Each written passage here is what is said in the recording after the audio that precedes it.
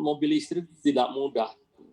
Kenapa? Karena jangan berpikiran kayak mobil golf ya. Kalau di lapangan golf itu kan dipakein aki terus jalan. Karena nanti itu akan semuanya diatur sama CPU-nya. Jadi central saya lupa gitu kan. Itu yang mengontrol semua. Jadi pergerakan rem kiri kanan semua itu dikontrol di sana, dan itu harus sinkronis dengan elektriknya. Jadi sistem elektriknya. Itu satu. Yang kedua, sampai sekarang teknologi baterai itu nanti mungkin Mbak Monica akan nanya itu. Teknologi baterai itu sampai sekarang belum ada yang sempurna gitu. Baik daripada cost-nya, ya kan. Saya dulu itu kalau nggak salah kadang-kadang gini, bikin baterai bisa gitu, ya kan? Tapi cost per unitnya berapa? Cost per kWh-nya itu berapa gitu? Saya dengar yang terakhir itu adalah yang paling terakhir data itu adalah 150 sampai $200 per kWh.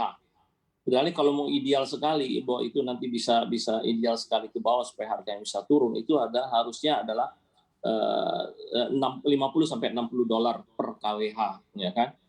Yang kedua adalah masalah teknologi dari baterai gitu kan. Teknologi baterai itu sekarang mesti trial and error ya.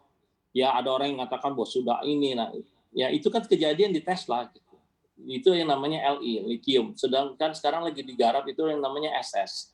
Itu namanya solid state.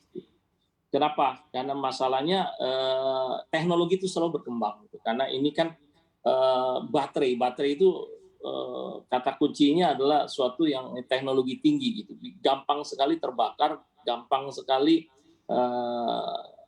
istilahnya sangat sensitif terhadap cuaca, terhadap jalanan.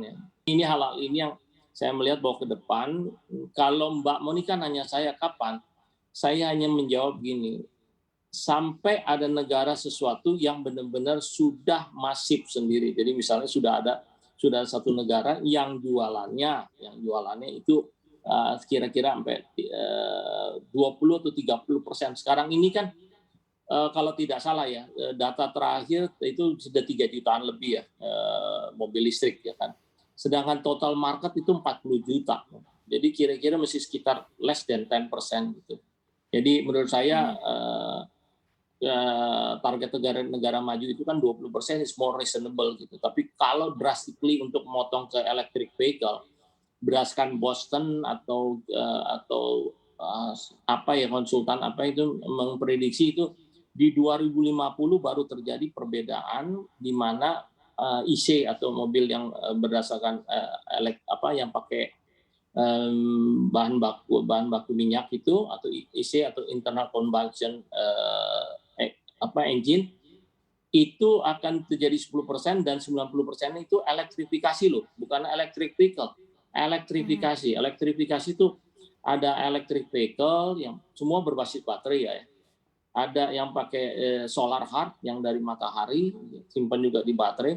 Ada hybrid dan ada yang lain-lain, hydrogen segala macam. Itu semua mediatornya adalah disimpan di aki, tapi formula untuk ngambil chargingnya itu beda-beda gitu.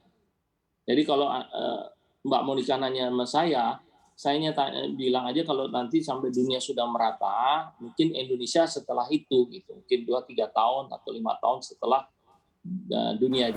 Nah, bagi Anda yang ingin mengikuti berita ekonomi dan juga bisnis, jangan lupa untuk install CNBC Indonesia di App Store dan juga di Play Store.